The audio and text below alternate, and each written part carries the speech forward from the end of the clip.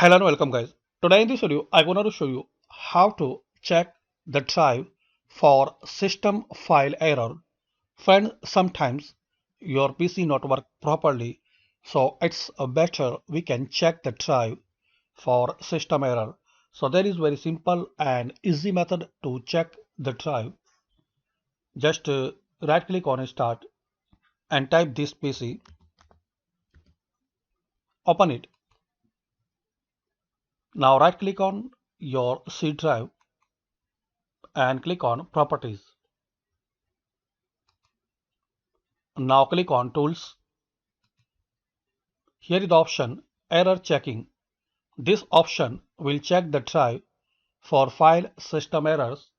So just click on check. So you will see this message. You don't need to scan this drive. We haven't found any errors on this drive. You can still scan the drive for errors if you want. So click on scan drive. Now wait for a while till the processor will be complete. That's it. Your drive was successfully scanned. Windows successfully scanned the drive. No errors were found.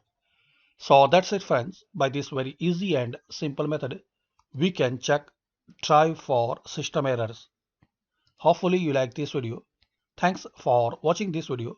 Please subscribe the channel for latest update.